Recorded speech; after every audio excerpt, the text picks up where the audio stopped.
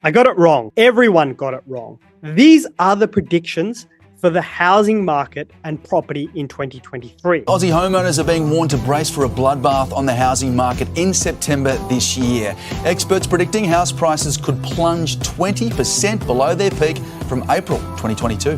And more proof interest rate rises are starting to bite. Australian house prices are tumbling at their fastest rate on record. What do you see? Doom and gloom just about everywhere you look. The big four bank economists, wrong. Christopher Joy, wrong. The AFR, wrong. Wherever you look, wrong.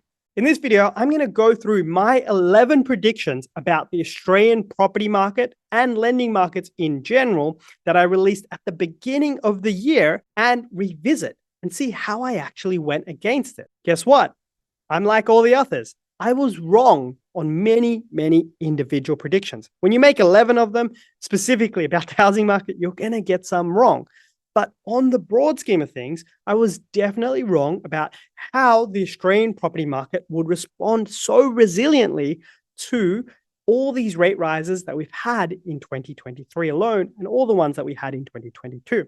Being a positive shock, definitely for our business, definitely for property investors all across the country, because property markets have done fairly well. So if you're interested in seeing how the Australian property market has performed in 2023 relative to our own predictions and get a refreshing take from someone willing to put themselves out there, scorecard balance against themselves over a period of time, definitely keep watching. Hi, I'm Reedham Syed, founder of Confidence Finance, 6 times top 100 mortgage broker here in Australia, and I work with property investors and home buyers all across the country, helping them build, grow, and scale their property portfolios. On this channel, I talk about Australian property, lending, and the Australian economy in general. Prediction 1, the debt cycle will bottom in Q1 or Q2 in 2023. Now, at the time, we were talking about tragic stories for Australian property. You've seen all the headlines that I've just shown. So this was quite a controversial call, but I work in lending, and on my phone, I talk to some of the best mortgage brokers who run the biggest mortgage broking offices in Sydney. We all pull together our thoughts, and when we have problems, we often speak to try and come up with solutions. As a result, we kind of get a pulse as to what's going on. Combined, it's multi-billions in lending, and we move up and down together when the market changes. So at the back end of last year, around November, we started to feel, hey, there's some momentum coming back. And as a result, our number one prediction was the debt cycle will bottom out in Q1 or Q2 2023. And we put a benchmark measurement for this as new home loan commitments. Now, if you look at this versus what actually happened, it's uncanny how close it was. Now, ABS lending data comes out a month or two after the actual date. The January data would come out in February or March. And January was the bottom point. Take a look at this. What you see is the bottom of the debt market, the downturn in debt cycles ended in January 2023. So this one, I would say we got right. A little bit of insight though, we are mortgage brokers in Sydney and we are fairly well connected and write a fair volume of business and see the ups and downs in lending as a result. And our own business would probably follow this chart a little bit. Prediction 2. Inflation has peaked at just under 8% and begins coming back down. At the time, inflation was on its way up. I said that it's peaked in and around January when the December quarter data came out and it showcased that 8.4% number. That was the peak. This one has definitely come true. Inflation is on the way back down and has been coming back down fairly quickly. Most economists would have had that sort of prediction. And I was just reading off what others were predicting and getting a pulse of, hey, look, the data suggested, look, we had 2% quarterly prints and those prints would start coming down. This one wasn't really a controversial prediction. It happened. A lot of people would have thought so. I've got this really cool picture about why, with the really big data piece, the big inflation print being stripped out of the data in the next release, and which has happened. And that's why inflation's come back down from 8.4% all the way to, below 5% today. All the high prints are coming out of the data, and we're just including the lower prints of 2023. Prediction number 3, the largest property decline in 40 years. So this one I did touch on the scenario of we have already had a 14% drop in property prices. It's quite likely that that turnaround is going to happen a little bit later in the year, that the turnaround in house prices will occur in the middle of the year. And as a result, We only need another percentage point for property prices to fall, another percentage point or two, and we'd be at the biggest decline in 40 years. This did not happen. It's actually a fairly embarrassing one because at the time of writing, almost everyone would have had this right. The timing of this would have indicated, hey, this is almost certainly going to happen. But if you look at a core logic index, it was going down like this and then magically seesawed back up, V-shape. And that magic V-shape was pretty much the time of writing or the month after. So while we predicted the bottom of the debt market, I had also said that property prices lagged the debt market by about 3 to 6 months. And as a result, that V-shape trendward will occur later in the year. So we got our timing wrong on this. And that's why I would say we got this one wrong, but not by miles. Prediction 4, an investor-led sell-off will occur. This one has definitely come true. I've done a little bit of analysis with CoreLogic on this as well, done lots of videos of this. The investor sell-off has happened. The proportion of investors selling their portfolio is higher this year than pretty much any point in previous decades. And as a result, you can pretty much overwhelmingly say more investors are selling their properties than before. We, again, speak to a lot of property investors, so I've had some insight into this one. There are growing fears more renters will face homelessness as up to half the state's landlords consider selling their investment properties. Prediction number 5. This one I got wrong. First home buyer demand in New South Wales will rise on the back of incentives. Now, at the time of writing, there was the 1.5 million land tax threshold policy by the federal government, by the state government in New South Wales. That policy went out the window a couple months after writing this. And as a result, first home buyer demand in this little segment didn't go shooting up. It kind of did a little bit incidentally because that was the market where borrowing capacities had been constrained into. If you could borrow $2 million before, you can borrow 1.5 now. So there's more buyers in the affordable markets and a lot of home buyers in Sydney, double income, no kids, buying at that 1.5 million max budget. So more people were pushed into that budget, but it wasn't on the back of incentives. So this one definitely got wrong. Prediction number 6. This one I still believe will happen, but I've got the timing wrong. APPA adjusts assessment buffers later in the year. So I've talked about how borrowing capacities are down a lot and we've got a 3% buffer rate. I talked about how here in this scenario that 3% buffer rate is inappropriate. APPA together have come out. APPA have agreed that 3% buffer is inappropriate and allowed a 1% buffer, but only on refinances.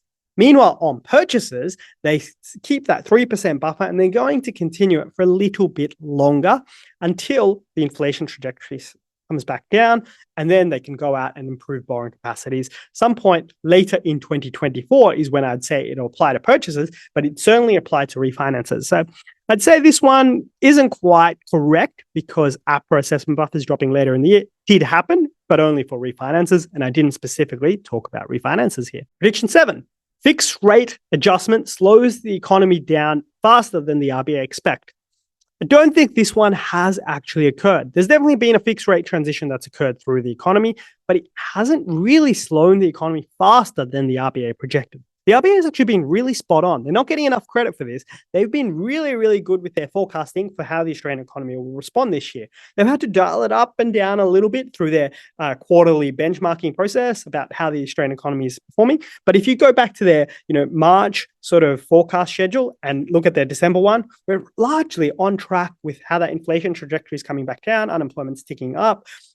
Things are going pretty well as planned for the Australian economy as the RBA have projected. So the economy, I can't really say is slowing that much faster than the RBA anticipated. It is slowing, it's definitely slowing, but not much faster than the RBA anticipated. So the clear message about the fixed rate cliff and whether it's going to slow the economy down, I don't think that has happened. I have said that it will slow the economy down faster than the RBA expect. I don't think that's happened so far this year, but I do expect the economy to slow down faster than the RBA expect increasingly through 2024. And the latest data set for the back half of this year, the September quarter, is clearly slower than the RBA. First 6 months of the year, this one's wrong. Last 6 months of the year, the first 90 days that we've got, it's right, but we don't have the full data set going forward. So a little bit unclear to say whether I got this one right or wrong. Prediction number 8. After 1 or 2 more rate rises, inflation drastically falls, and there's a rate cut in 2023, the back end. This one definitely got wrong. No rate cuts in 2023, and rate inflation has drastically come down. And there's been more than 1 or 2 rate rises. There's been 4 to 5 rate rises now. So this one, overwhelmingly incorrect. Prediction 9, first budget surplus in a decade. As an ex-Treasury guy, I really enjoy looking at our federal budget. This one, I've got right. We've been in a budget surplus, and we might be about to hit a second one. There's a reason for this, because that federal treasury people will fully understand is our forecast for some of the key assumptions, especially our commodity prices in our budget, are very, very low. And they make a big difference. The real soft benchmark that I remember having is $2 billion gets added to the national coffers for every $10 rise in our commodity price. But we're forecasting at $50 or something for iron ore prices, but they're sitting at $130. So that's a fair, big boost to our national coffers as a result of commodity prices, and our nominal GDP, the amount of money coming into Australia, is higher because people are paying more for our goods, particularly our commodities. Prediction 10, 2023 will be the biggest refinancing year ever. Tick. This has been a refinancing bonanza in 2023 as the price of credit's gone up, as people have rolled off their fixed expiries. So many people have been refinancing, looking for a better deal. If you're in that situation, hit us up. We're more than happy to look after you and take a look, especially using that 1% policy that I talked about earlier, the refinance policy, which means higher borrowing capacities for refinancing. 2023 has been the biggest year of refinancing on record. Prediction for 2024 is it will nosedive. The reason for that is banks are providing their existing customers better discounts, and as a result, there's less reason to move. And also, cashbacks have gone out the window with most banks. There's only a few offering them at the moment. So less and less people are being incentivized to refinance when their existing banks providing them a good offer to stay, often better than the current market pricing. Also, in a case like ours, we've repriced a lot of our book. So we've worked with all of our customers through the year, repriced all of their loans to the current market rates or refinance them to have them on the lowest market rates as possible through 2023. And what we've seen recently in the last 90 days or so is discounting's actually reduced a little bit. So new borrowers are paying a higher interest rate today than what they were 90 days ago.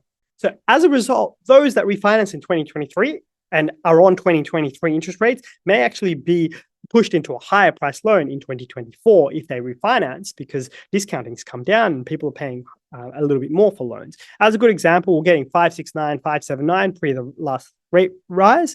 That would equate to an early 6% interest rate for a good loan size, and now that's pushing up to 6.1, 6.2. See, as a result, there's a 10, 15, 20 bip increase in interest rates that have occurred for new borrowers recently. Prediction number 11, our final prediction, is we are sowing the seeds for a very strong 2024.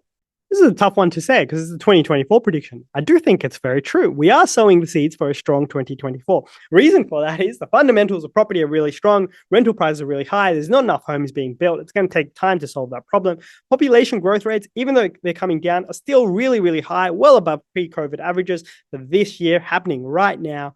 All at the same time is not building enough homes. I think rate cuts are coming in 2024 based on all the data sets at the moment. And there's the stage 3 tax cuts hitting in July 2024. Combine all of that, it is pretty strong seeds for 2024. But at the same time, all of those fundamentals have been brought forward a little bit in the price today. House prices are 10% higher today than where they were at the beginning of the year. So the strong 2024, much of that could have been actually brought forward to a strong 2023. So there you have it, my end of year wrap, going through all of our predictions at the beginning of the year, seeing how we performed. Here's a little summary of it, cross-check. Didn't get them all right, but a general summary point using my insights, knowledge, and experience working with property investors all across the country to come up with what I think is going to happen and measuring against how we perform.